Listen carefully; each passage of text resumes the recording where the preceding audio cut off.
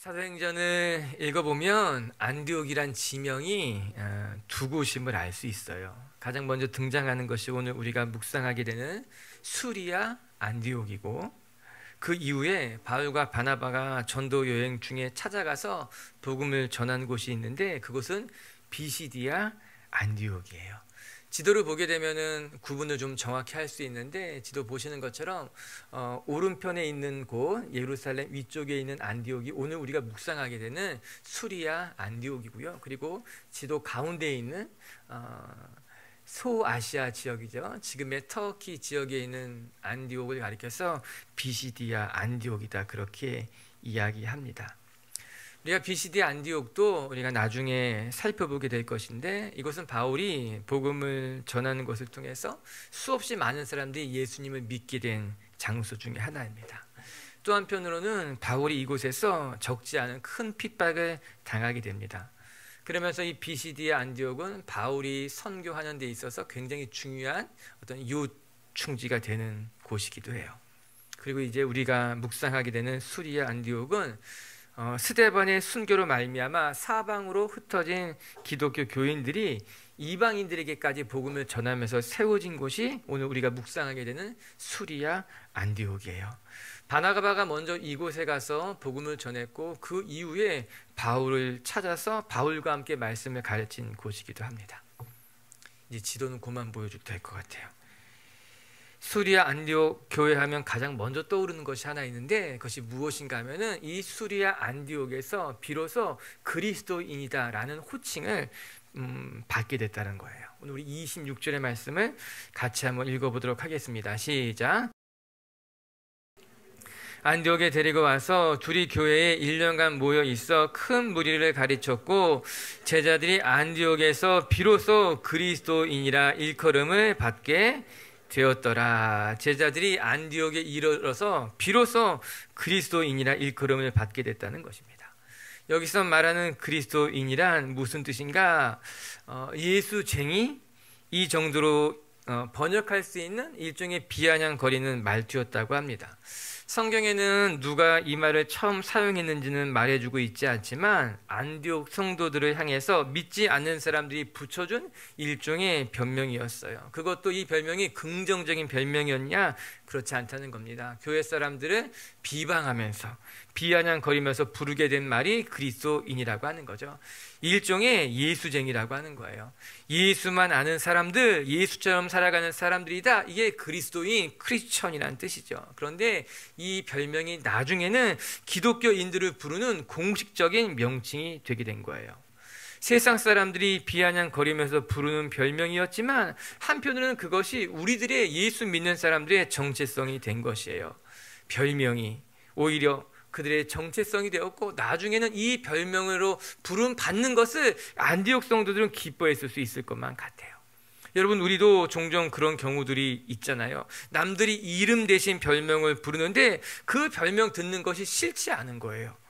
오히려 별명 들으면서 맞아, 난 그런 사람이야, 맞아, 난 그래, 그렇게 생각될 때가 있는 것 아니겠습니까? 안디옥 교회 성도들이 그렇게 생각했을 거예요. 그들을 가리켜서 그리스도인이다, 예수쟁이다, 예수만 아는 사람이다, 그렇게 사람들은 조롱하며 불렀지만, 안디옥 교회 성도들은 그 말을 들으면서 맞아, 나는 예수만 알아, 난 예수쟁이야, 난 예수 때문에 행복한 사람이야 이야기하면서 그들은 스스로 자기의 정체성을 그렇게 생각했고, 예수쟁이라고 그리스도인이라고 부름받는 것을 마땅히 여겼다라고 하는 것입니다. 어쩌면 요즘은 세상 사람들이 교회 다니는 사람들을 바라보면서 예수 닮았다는 말을 오히려 안 하는 것만 같아요. 예수처럼 살아가는 사람들이라고 말하지 않은 것 같다는 거죠. 그것이 더 서글픈 일 아닙니까? 우리는 스스로 예수쟁이라고, 예수 믿는 사람이라고 말하지만, 세상 사람들은 우리를 바라보면서 예수 믿는 사람 같지 않아, 예수 말씀대로 살아가는 사람 같지 않다고 이야기한다라고 하는 것이죠. 사랑하는 빛의 교회 성도 여러분, 세상 사람들이 안디옥 교인들을 바라보면서 저 사람은 예수쟁이야, 예수만 아는 사람이야, 예수처럼 살아가는 사람이야, 그렇게 부른 것처럼 우리 빛의 교회 성도들도 세상 사람들에게, 여러분 주변 사람들에게 정말 그리스도인이라고, 예수님 따르고 예수님 믿는 사람이라고 그렇게 부름 받을 수 있는 여러분들이 되길 주님의 이름으로 축복합니다. 어쩌면 우리가 그리스도인이라고 하는 것, 예수쟁이라고 하는 것은 우리에게는 영광스러운 별명일 수도 있고 거룩한 훈장일 수도 있다라고 하는 것이에요. 그래서 저는 우리 빛의 성도들이 세상 사람들 앞에 때로는 예수 믿는 사람들이라고, 예수님만 사랑하는 사람이라고, 예수님 닮아가는 사람들이라고, 그래서 그것 때문에 여러분이 기뻐하시고 그것 때문에 행복해하는 분들이 되기를 주님의 이름으로 축복합니다. 그렇다면 그리스도인이라 불렸던 안디옥 교회 성도들은 무엇 때문에 그들이 그렇게 불림받았을까? 오늘 말씀을 통해 확인해 보려고 하는 것이에요. 그리고 우리 빛의 교회도 안디옥 교회처럼 거룩한 별명, 거룩한 훈장을 가진 교회가 되었으면 좋겠어요. 오늘 말씀을 보면서 우리가 첫 번째 깨닫게 되는 것은요, 안디옥 교회의 가장 중요한 특징은 무엇인가? 안디옥 교회는요, 핍박 중에 세워진 교회라고 하는 것이에요. 여러분 19절과 20절의 말씀을 같이 한번 살펴보겠습니다. 시작. 그때 스데반의 일로 일어난 환난으로 말미암아 흩어진 자들이 베니게와 구브로와 안디옥까지 이르러 유대인들에게만 말씀을 전하는데 그 중에 구레네 몇 사람이 안디옥에 이르러 헬라인에게도 말하여 주 예수를 전파하니, 성경은 이렇게 이야기하고 있어요. 스데반의 순교 사건으로 핍박이 거세지자 기독교인들이 사방으로 흩어지게 됐다는 겁니다. 그들 중에 어떤 사람들은 베니게로 가기로 하고, 어떤 사람은 구브로로 가기도 하고, 어떤 사람은 안디옥까지 흩어지게 되었는데, 그 흩어진 그들이 오히려 복음을 전하는 것으로 말미암아 안디옥 교회가 세워졌다는 거예요. 우리는 당시의 상황을 이 한 줄의 말씀으로만 읽고 이해하지만 그들의 입장에서 한번 생각해 본다면 여러분, 이 상황은요, 이 사건은요, 참으로 눈물 나는 일이었을 것이 분명합니다. 스데반의 순교로 핍박이 거세지자 그 당시 사람들은 순식간에 고향을 떠나야만 했던 거예요. 자기의 일터를 떠나야만 했다라고 하는 것이에요. 급하게 도망쳐 나온 사람들은 아무것도 준비하지 못한 채 뿔뿔이 흩어졌을 수도 있었을 것입니다. 우리가 레바논 난민들을 도우면서 그들을 바라볼 때 참 안타깝다 이 생각하지만, 어쩌면 예루살렘에서 핍박을 당하다가 흩어진 사람들 역시 그들처럼 정말 아무것도 갖지 못한 채 흩어진 처량한 신세의 사람들이 아니었을까, 그렇게 생각하는 거죠. 그런데 놀라운 것은 그들이 그렇게 처량한 신세로 아무것도 갖지 못한 데 쫓겨났지만 가는 곳마다 만나는 사람들에게마다 예수 그리스도를 전파했고 복음이 증거됐다라고 하는 거예요. 그렇기 때문에 저는 안디옥 교회의 탄생이 너무나 아름다운 거예요. 너무나 귀하고 기적 같다는 생각이 드는 것이죠. 핍박으로 쫓겨난 이들이 가는 곳마다 오히려 위축되지 아니하고 복음을 전하고 예수 그리스도를 증거한 거예요. 그로 말미암아 하나님의 교회가 세워졌다라고 하는 거죠. 생각해보면 그들은 자기 몸 하나 추스릴 수 없는 환경이었을 것이에요. 아무것도 갖지 못한 형편이었음에도 불구하고 예수를 증거하고 예수를 전파하는 것이 그들 마음 가운데 기뻤던 거예요. 좋았던 것이에요. 그래서 그들이 자기 형편에도 불구하고 예수 그리스도를 전했다는 것이죠. 너무나 귀한 모습 아닙니까? 이 상황 속에서 만들어진 안디옥 교회가 너무나 아름다운 교회 아닙니까? 전 우리들의 모습을 돌아보면서, 여러분, 우리는 먼저 내 삶이 안정되어야지만 교회를 돌보지 않습니까? 그래도 내가 살만 해야지 하나님의 일을 하지 않습니까? 목사님 제 코가 석자인데 무슨 하나님의 일을 하며 무슨 전도를 합니까? 우린 그렇게 말하지 않습니까? 그런 면에서 생각해 본다면 안디옥 교회는 정말 눈물로 세워진 교회인 거예요. 한순간에 자기의 일터와 가정을 다 해서 쫓겨난 자들이 그런 형편 속에서도 예수 그리스도를 자랑하고 예수 그리스도를 전파하면서 그 핍박 가운데 세워진 교회가 안디옥 교회라고 하는 것이죠. 사랑하는 빛의 교회 성도 여러분, 우리가 기억해야 될 것은요, 환난이 오히려 우리에게 큰 축복의 문을 열어줄 때가 있다라고 하는 거예요. 우리의 삶이 무너지는 것만 같은 아픔을 경험하지만 그 사건을 통해서 하나님이 우리의 삶에 새로운 문을 열게 하시고 새로운 기적을 열어줄 때가 있다라고 하는 것이죠. 오늘 말씀을 보시기 바랍니다. 안디옥 교회는 분명 핍박 가운데 흩어진 사람들이 세운 교회였던 거예요. 스데반이 순교를 당하고 그 사건으로 말미암아 유대인들이 로마 당국이 핍박이 더 거세진 것 때문에 유대인들은, 기독교인들은 더 이상 살 수 없었던 거예요. 지금까지 경험해보지 못했던 극심한 핍박을 당했다는 거죠. 흩어질 수밖에 없었던 거예요. 어떠한 희망도 그들 손에 잡히지 않았어요. 그런데 오늘 말씀을 보니 그 고난을 통해서 하나님의 안디옥 교회를 잉태하게 하신 거예요. 그 고난이 오히려 하나님의 놀라운 계획의 문을 여는 축복의 시간이 되었다라고 하는 거예요. 그는 더 간절한 마음으로 예수 그리스도를 붙잡았고 더 간절한 마음으로 하나님 앞에 매달렸던 것 아니겠습니까? 저는 이 말씀이 오늘 이 땅의 모든 교회들에게 적용될 수 있으며 또한 우리 개인의 삶에도 적용되리라고 믿습니다. 여러분, 우리의 삶에도요, 예기치 못한 고난이 찾아올 수 있어요. 내가 감당하기 어려운 일들을 마주할 수 있다라고 하는 것이에요. 그러나 우리가 기도하면서 그 사건을 바라볼 것은 내 삶에 찾아온 고난이 내가 감당할 수 없을 것만 같은 사건이 오히려 더 큰 축복의 문을 여는 하나님의 계획, 하나님의 역사가 될 수 있다라고 하는 것이죠. 고난을 통해서 새로운 길을 열어가시는 하나님, 우리의 삶에 내가 예상하지 못했던 환난을 통해서 더 큰 축복을 열어가신 하나님, 전 그것을 여러분들이 경험할 수 있게 되길 주님의 이름으로 축복합니다. 오늘 말씀을 보면요, 20절에 이렇게 나옵니다. 고난 속에서도 예수님을 전파했다. 이것이 20절의 증언 아닙니까?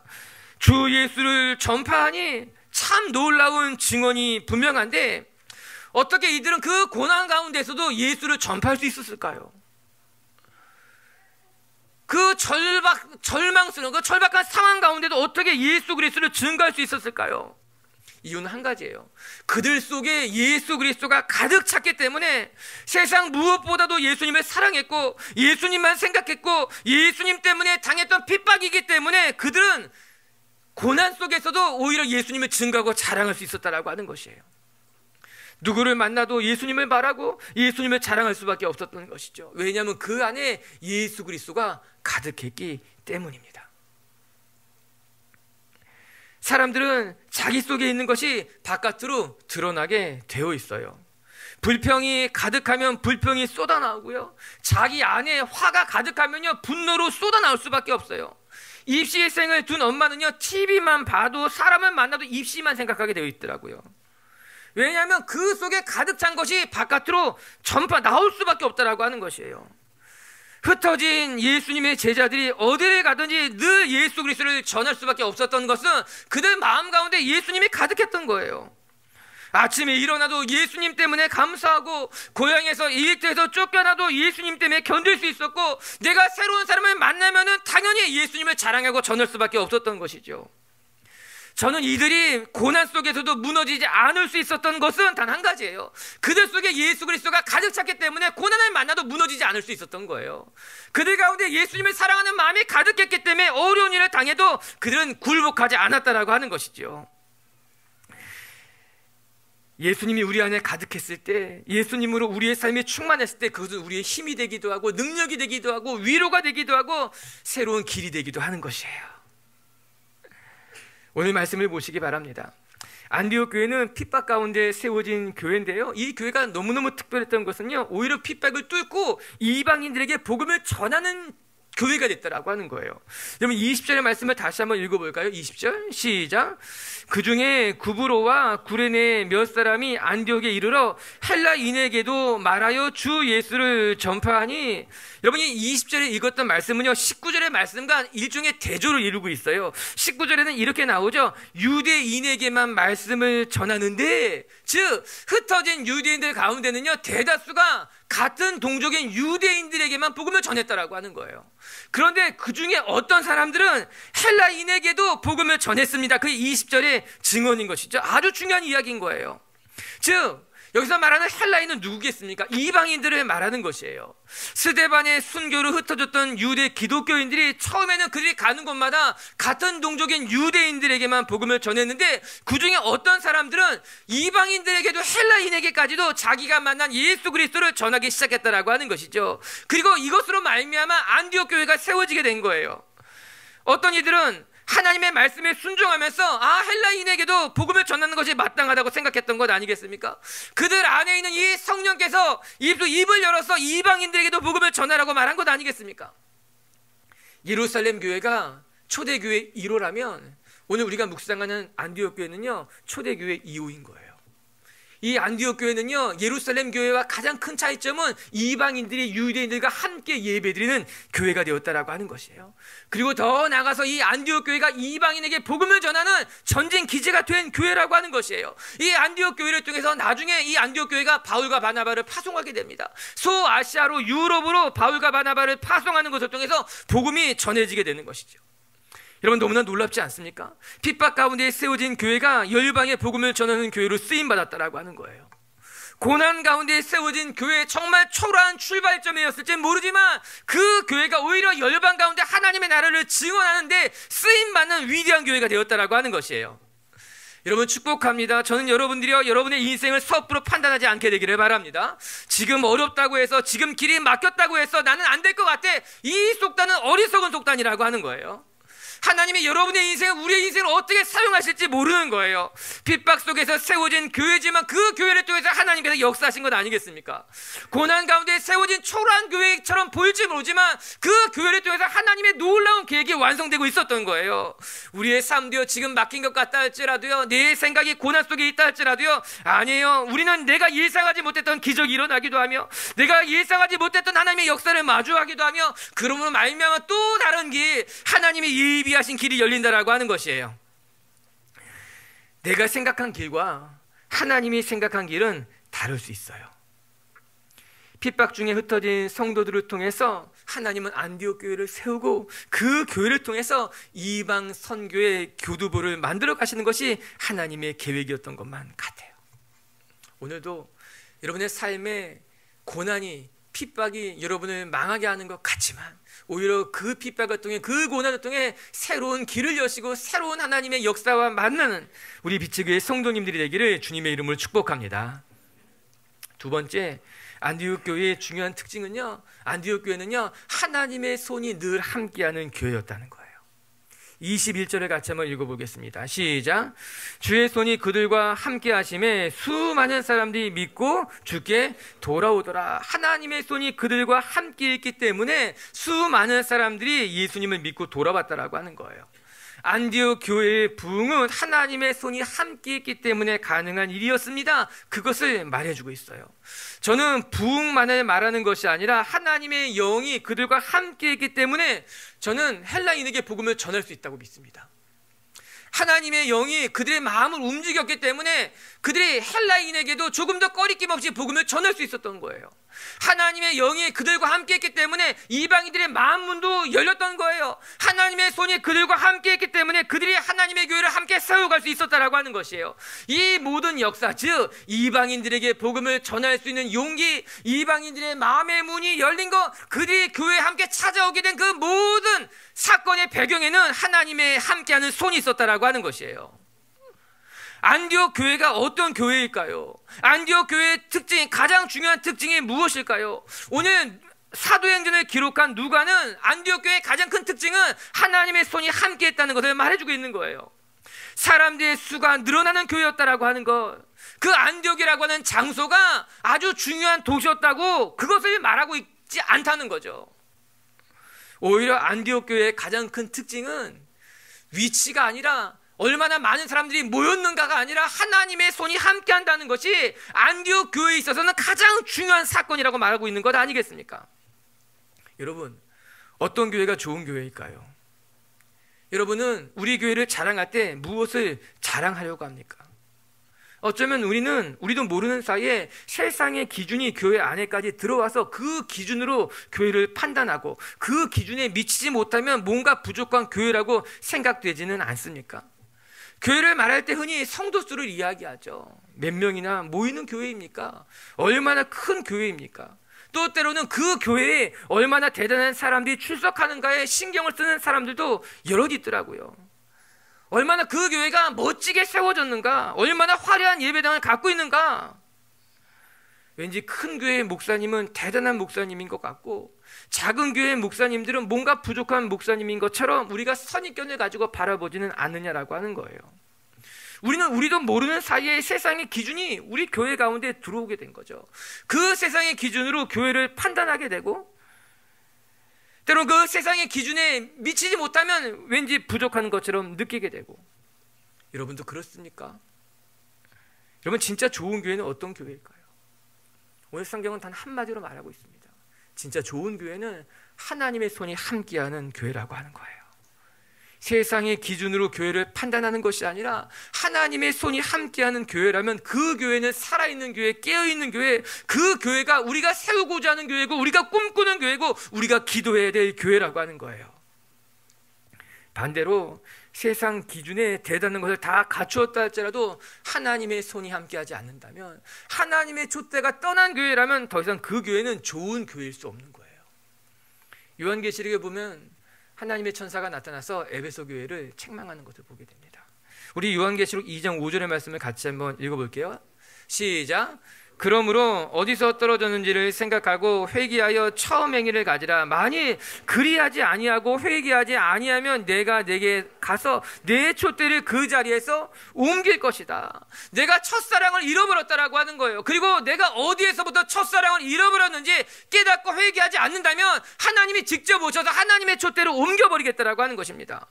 당시 에베소 교회는요, 소아시아에서 가장 큰 교회들 중에 하나였어요. 부족할 것이 없는 교회였어요. 매우 유명한 바울이 세웠던 교회요. 바울이 사랑해서 2년 넘게 말씀을 가르친 교회였다라고 하는 거예요. 모든 교회의 본이 되는 교회였었는데 첫사랑을 잃어버렸어요.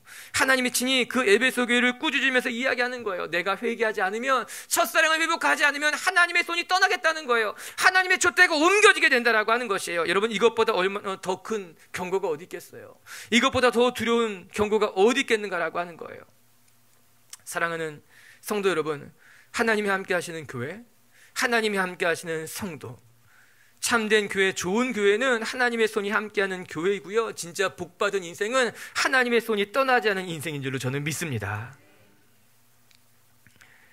그리고 오늘 말씀을 보면 이 하나님의 손이 함께했을 때 능력이 나타나는 거였어요. 하나님의 손이 함께할 때 기적이 일어나는 것이었어요. 시편 89편에 보면요, 하나님의 손이 함께했을 때 어떤 일들이 일어나는가를 보여주고 있는데 같이 한번 우리 읽어볼게요. 자막을 통해 시작.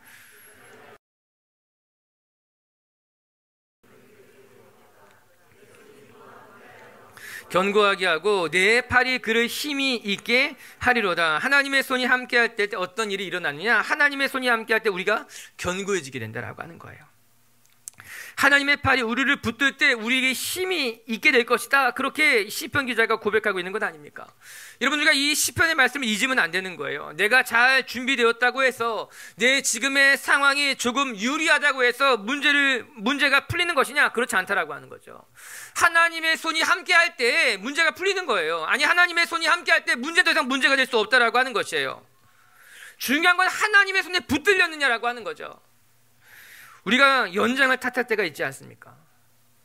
연장이 좋지 못해서 못하겠다라고 하는 거예요. 저도 전에 기타를 칠 때 정말 좋은 기타를 너무 갖고 싶었어요. 아, 저런 기타 한 대 있으면 나도 좋은 소리를 낼 수 있을 텐데, 그런 생각했을 때가 있었어요. 연장 탓하는 거죠. 그런데 기회가 돼서 미국의 내슈빌이라는 동네에 갈 일이 생겼어요. 그곳이 어떤 곳인가 하면은 전 세계 뮤지션들이 모여서 레코딩을 하기도 하고 또 연주하기도 하는 그런 음악하는 사람들에게 있어서는 굉장히 의미 있는 도시였어요. 컨퍼런스가 있어서 방문하게 되었고, 그곳에 가서 정말 유명한 뮤지션들이 레코딩하는 것도 보게 되고 또 만나게 되기도 했어요. 그런데 그들을 보니까는 그들의 악기가 제가 생각한 것처럼 대단한 게 아니었어요.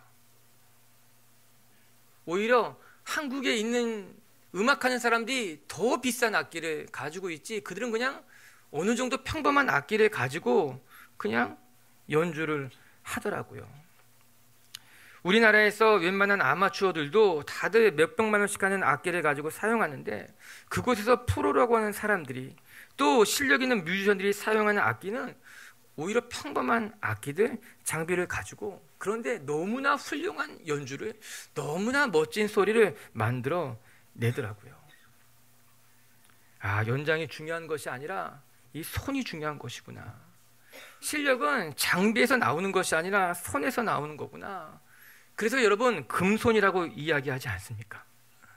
어떤 사람은 좋은 악기를 줘도 그냥 평범하게 연주를 하는 손이 있고, 평범한 악기를 줘도 훌륭한 소리를 만들어내는 금손이 있다라고 하는 거예요. 맞아요. 우리의 인생도요, 하나님의 손에 들리면요, 역사가 나타나는 줄로 믿습니다. 연장이 중요한 것이 아니라 손이 중요한 것이라면, 하나님의 손이 우리와 함께할 때, 하나님의 손이 우리를 붙들 때 우리가 비로소 멋진 악기가 되기도 하고 멋진 연주가 되는 것 아니겠는가. 다시 안디옥 교회로 이야기를 되돌아가 보면 안디옥 교회가 어떻게 시작됐느냐, 핍박 가운데 시작됐느냐, 얼마나 대단한 사람들이 그곳에 모였는가가 중요한 것이 아니라 하나님의 손이 안디옥 교회 성도들과 함께한 것으로 말미암아 그곳에는 하나님의 역사가 나타났고요, 하나님의 뜻이 이루어졌다라고 하는 것이에요. 전 우리 빛의 교회 성도들도 여러분의 인생보다 더 중요한 것은 여러분의 인생을 붙드는 하나님의 손이라는 것을 기억하시고 하나님의 손에 붙들린 인생들이 되기를 주님의 이름으로 축복합니다. 세 번째, 오늘 안디옥 교회의 또 하나의 특징은 안디옥 교회는 하나님의 말씀을 사모하는 교회, 하나님의 말씀을 기뻐하는 교회, 하나님의 말씀을 열심히 배운 교회였다는 거예요. 우리 25절 26절도 같이 한번 읽어보겠습니다. 시작. 바나바가 사울을 찾으러 다소에 가서 만남에 안디옥에 데리고 와서 둘이 교회에 1년간 모여 있어 큰 무리를 가르쳤고 제자들이 안디옥에서 비로소 그리스도인이라 일컬음을 받게 되었더라. 처음에는 바나바가 혼자서 안디옥 교회에 파송받았어요. 그리고 안디옥 교회에 있는 성도들을 가르쳤는데, 그리고 나서 바나바가 나중에 바울을 찾아서 그에게 도움을 청한 듯합니다. 그리고 바울이 바나바의 요청에 따라서 안디옥에 와서 바울과 바나바가 같이 말씀을 가르쳤다고 성경이 이야기하고 있습니다. 오늘 사도행전을 기록한 누가는 안디옥 교회를 소개하는 데 있어서 그들이 바울과 바나바에게 하나님의 말씀을 배웠다는 것을 매우 중요한 사건으로 기록하고 있더라고요. 말씀을 읽어보니까는 무려 1년이라는 시간 동안 바나바와 바울이 함께 그곳을 떠나지 않고 말씀을 가르친 겁니다. 이게 짧은 시간이 아니었거든요. 그 당시에 있어서는 1년이라는 짧지 않은 시간 동안 그들은 말씀을 배우는데 열심을 낸 겁니다. 말씀을 배우는 것을 기뻐하는 거예요. 그리고 말씀을 붙들었다라고 하는 겁니다. 또 말씀을 보니 큰 무리를 가르쳤다고 이렇게 나오더라고요.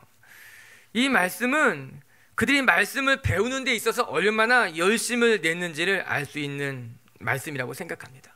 왜냐하면 성도가 아무리 많아도 배우는 사람은 없을 수 있습니다. 성도가 아무리 많아도 말씀 배우는 곳에 안 오는 경우도 허다하다라고 하는 거예요. 그렇지 않아요? 우리가 말씀 공부 시작하면요, 가을에 봄에 말씀 공부하면요, 모이는 사람들이 전 성도는 아니잖아요. 정말 큰 교회 가서 말씀 사경에 집회해봐도 정말 모이는 사람은 일부더라고요. 그런데 오늘 말씀을 보니 1년 동안 그들이 말씀을 가르쳤는데 큰 무리들이 모였다는 것은 그 교회가 말씀을 얼마나 사모했는지, 말씀을 배우는 자리를 얼마나 많은 사람이 찾아왔는지를 알 수 있는 거죠. 즉 그들의 마음이었다라고 하는 거예요. 안디옥 교회 성도들은요, 말씀을 사모했어요. 말씀 배우는 것을 기뻐했어요. 말씀을 가르치는 자리에 그들이 모였다라고 하는 겁니다. 그들은 믿는 수가 늘어나는 것만큼 말씀을 배우는 사람들도 늘어난 것이었어요. 그리고 말씀을 배우는 것을 기뻐했다라고 하는 것이에요. 저는 우리 빛의 교회가 여러분들이 말씀을 사모하고 말씀을 배우는 분들이 되게 주님의 이름을 축복합니다. 여러분, 말씀이 없이는요, 우리의 삶이 온전해질 수가 없습니다. 말씀을 제대로 이해하지 않으면, 말씀을 제대로 깨닫지 않으면 우리의 신앙이 성장하기는 어렵다라고 하는 거예요.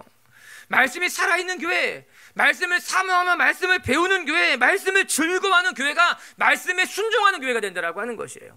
그러니까 말씀을 배우는 것과 말씀을 순종하는 것은 연결되어 있는 것이죠. 여기 굉장히 중요한 연결점이 하나 등장하게 됩니다. 무엇인가? 앞서 우리가 살펴본 것처럼 안디옥 교회는 그리스도인이라 처음으로 칭함을 받았던 사람들에게 불렸던 교회가 안디옥 교회라고 하는 것이에요. 그런데 26절의 말씀을 보게 되면은 그들이 그리스도인이라 불렸다는 이 사건과 그들이 하나님의 말씀을 배웠다는 것을 한 절로 연결시켜서 우리에게 보여주고 있다는 거예요. 이 말씀이 연결되고 있다는 겁니다. 이게 무슨 말이겠어요? 즉 안디옥에 있는 성도들이 하나님의 말씀을 배웠고 배운 말씀대로 살아갔을 때 비로소 그들은 그리스도인이라 그렇게 불릴 수 있었다라고 하는 겁니다. 말씀을 배운 후에 말씀대로 살아가는 것, 그렇게 말씀대로 살아가자 사람들은 그들을 가리켜서 그리스도인이라고 부른 거죠. 정말 예수처럼 살아가는 사람들이구나, 예수만 아는 사람들이구나. 맞아요, 사랑하는 성도 여러분, 우리가 말씀을 배우지 않고서는요 그리스도인답게 살아갈 수가 없는 것입니다. 여러분, 길도 모르는데 어떻게 길을 찾아갈 수 있겠어요? 어떻게 살아가야 할지도 모르는데 어떻게 우리의 삶에 예수 그리스도의 모습이 드러나겠는가라고 하는 것입니다. 그래서 안디옥 교회 성도들이 하나님의 말씀을 배우는 것은 그들이 배운 말씀대로 살아갈 수 있는 배경이 되는 거예요. 그리고 그 말씀대로 살아가자 비로소 그들은 그리스도인이라는 호칭을 받게 되는 것이죠.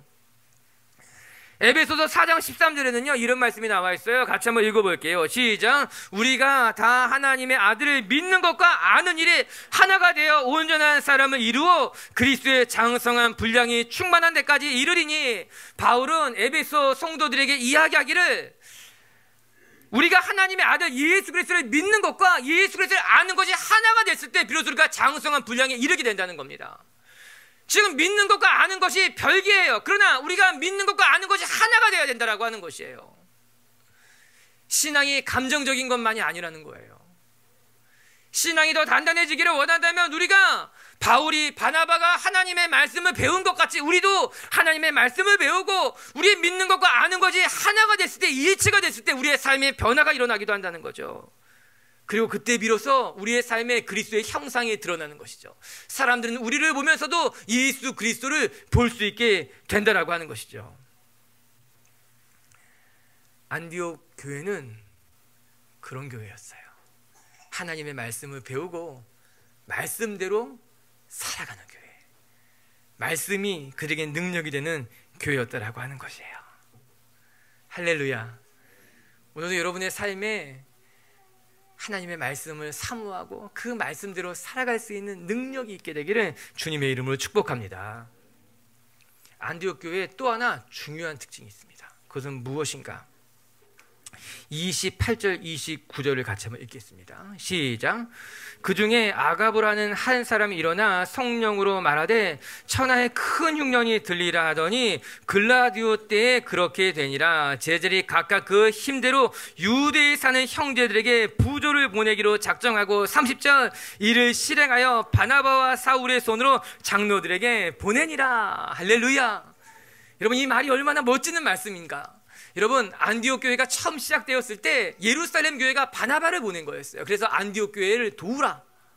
그래서 예루살렘 교회가 파송한 바나바가 안디옥 교회를 세우는 데 중추적인 역할을 감당했어요. 그리고 나중에 바나바가 바울을 초대해가지고 말씀을 배우는 것을 통해서 안디옥 교회가 이제 온전해지게 된 거예요. 즉, 이 안디옥 교회는 예루살렘 교회가 도운 교회예요. 예루살렘 교회가 세웠던 교회예요. 예루살렘 교회로부터 말미암았다고 말해도 크게 다르지 않아요. 그런데 어떤 일들이 일어났는가? 그 당시에 큰 기근이 일어나게 된 거예요. 그 기근으로 말미암아 예루살렘 교회가 큰 어려움을 겪게 된 거죠. 그 이야기를 안디옥 교회 성도들이 듣게 되는 거예요. 예루살렘 교회, 초대교회 12명의 사도가 있는 그 교회가 큰 어려움을 겪게 됐다는 소식을 이 안디옥 교회가 듣고서 무엇을 작정했는가?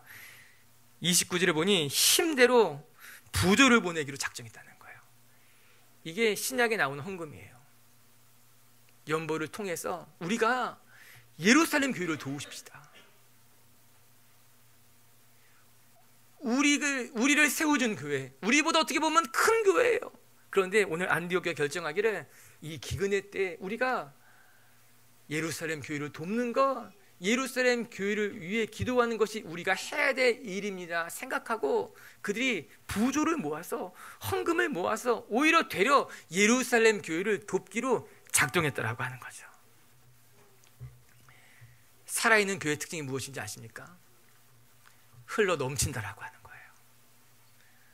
흘러 넘치는 교회가 살아있는 교회라고 하는 거예요. 안디옥 교회는요, 작은 교회였을지는 몰라요. 이제 시작된 교회였을지는 몰라요. 아직은 뭔가 덜 성숙한, 뭔가 완성되지 않은 교회였을지는 몰라요. 그러나 그 교회가 예루살렘 교회를, 나보다 더 큰 교회를, 어려움 있는 교회를 돕겠다라고 하는 거예요. 전 우리 빛의 교회가 안디옥 교회처럼 흘려보내는 교회가 되길 바랍니다. 여러분들의 인생이 안디옥 교회처럼 차고도 넘쳐서 흘려보내는 성도님들이 되길 주님의 이름으로 축복합니다. 놀라운 것은요, 우리가 흘려보낼 때 비로소 하나님의 것이 흘러온다라고 하는 거예요. 그것이 하늘의 신비예요. 하나님의 역사라고 하는 거예요. 돌아보면 우리 교회 작은 교회가 어떻게 교회를 세우기도 하고 선교사를 파송하기도 하고 또 때마다 누군가를 도울 수 있는 마음을 가졌을까? 저는요, 우리 교회 성도들의 마음이 부요하구나, 그 생각을 하게 됐어요. 우리가 가진 것이 부요한 것이 아니라 우리의 마음이 부요하구나, 우리가 영적으로 부요한 사람들이구나. 그렇기 때문에 다른 사람들을 부요하게 하는 인생이 될 수 있는 것이에요. 나는 없어도, 가진 것은 없어도 내 마음이 부요하면, 내 영혼이 부요하면 나를 통해서 하나님이 다른 사람들을 부요케 한다라고 하는 것이죠. 전 우리 성도님들이 여러분의 삶의 자리에서 흘러넘치는, 그래서 많은 사람들을 살리는 안디옥 교회 같은 분들이 되기를 주님의 이름으로 축복합니다. 오늘 말씀을 마칠게요. 오늘 성경은 우리에게 그리스도인이라 처음 불렸던 안디옥 교회를 소개하고 있어요. 그들은 그리스도인이다, 예수쟁이다 불리면서 어쩌면 마음이 기뻤을 것입니다. 맞아, 난 예수쟁이야, 난 예수만 사랑해, 예수님으로 가득한 사람이야. 전 우리 비치교회 성도들도 예수님만 사랑하고 예수님으로 충만하고 예수님만 자랑하는 분들이 되기를 주님의 이름으로 축복합니다. 첫 번째, 안디옥 교회는 핍박 중에 세워진 교회였어요. 핍박이 그들을 무너뜨리는 것 같았지만 오히려 그 핍박을 통해 또 다른 길이 열리고 또 다른 문이 열리고 하나님이 핍박을 통해 새로운 역사를 만들어 가신다라고 하는 거예요. 여러분의 삶에 고난이, 환난이 더 큰 하나님의 역사를 불어일으키는 능력의 시간이 될 줄로 저는 믿습니다. 두 번째, 안디옥 교회는요, 하나님의 손이 늘 함께하는 교회였어요. 여러분, 연장이 중요하지 않아요. 손이 중요한 거예요. 하나님의 손에 붙들린다면 우리가 부족한 인생이라 할지라도 하나님의 능력이 나타날 줄로 믿습니다. 전 여러분이 하나님의 손에 붙들리는 인생이 되기를 주님의 이름으로 축복합니다. 세 번째, 안디옥 교회는 말씀을 열심히 배운 교회예요. 말씀을 사모한 교회, 말씀을 배우고 말씀대로 살아간 교회. 우리 빛의 교회 성도들도 말씀대로 살아가는 분들이 되기를 주의 이름으로 축복합니다. 그리고 끝으로 안디옥 교회는요, 다른 교회를 섬기는 교회였어요. 나누는 교회, 베푸는 교회. 할렐루야. 우리 한번 가슴에 손을 얹어 봅시다. 그리고 기도하겠습니다. 하나님,